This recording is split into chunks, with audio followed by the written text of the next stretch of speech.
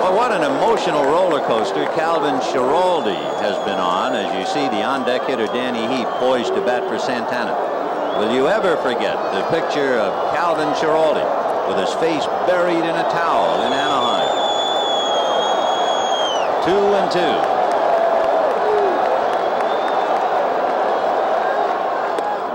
Ball 3 on a borderline pitch. He'll check at third, and he just did hold up. That's the one he wanted right there.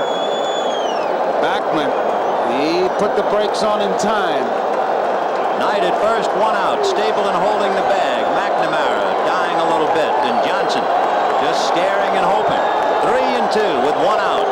Knight goes, and it's a little fly ball to shallow left. Rice coming up and makes the catch, and Knight gets back to first. So Backman, a little fly ball to left field. 2 down, and Danny Heap will bat for Rafael Santana. Schiraldi got that pitch in a great spot. He really tied Backman up to where Backman, trying to go to the opposite field, lifts it to Jim Rice. Big pitch. Now Gedman wants to talk to his pitcher, and I'm sure going over how to pitch to Heap. Stapleton now wants to see what's happening. It's only right that Danny Heap should come in this game. Remember, the Mets were shut out 1-0 in Game 1 of the League Championship Series. The man who shut out the Mets 1-0 was Mike Scott, who was traded by the Mets to Houston for Danny Heap. Knight at first, held on by Stapleton.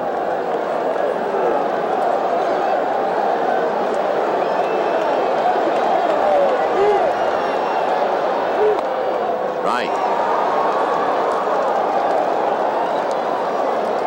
0-1 to Heap. Danny is basically a low ball hitter. 1-1. It's strength against strength. Fastball hitter against fastball pitcher. But if you're out in a spot like this, you don't want to go with finesse. You do what Schiraldi's doing. Pump. 1-1. In there. And the Mets are down to their last strike. The Red Sox know about that. Hurst with his hands folded, almost in prayer. Bill Buckner sitting next to him. 1-0 Boston, 2 out, bottom of the ninth. Knight at first. 2-2. Schiraldi looking over his shoulder, just making sure that Knight is there, and it's also part of his pitching rhythm. The difference between the two teams, an unearned run. Got him, and the Red Sox have beaten the Mets in Game 1, 1-0. A symbolic 1-0 victory when you go back to Ruth in 1918. There haven't been that many 1-0 games in the World Series openers, and this gem will go with all of the others. You start with Ruth, and you wind up with Hurst and Schiraldi, as Johnson and the Mets wind up with nothing. 1 run, 5 hits, and no errors for Boston. No runs, 4 hits, and 1 error for the Mets, as Hurst gets his win. And tomorrow night, as Seaver can congratulate Hurst, we get Gooden and Clemens. Hurst didn't need that much help. He needed a defensive play from Boggs. He got it, and they got a defensive play from Stapleton at first base on that bunt. And outside of that, it was all Bruce Hurst. He really pitched himself a tremendous ball game. And here was the difference between Bruce Hurst and Ron Darling, the difference between winning and losing, and the difference between a good night's sleep and a nightmare for Tim Tuffle. There it is. And plus this. This is a good play, because one had gotten by him, but Boggs one knee, and Stapleton at first base. The bunt by Knight, it's in the proper spot, right-handed thrower. Stapleton reaches in, can't get it out, and then finally gets it out and really puts something on that throw, and in time, big play. So it's a 1-0 Red Sox win with Gooden and Clemens tomorrow night, and Game 1 is history. We'll be right back.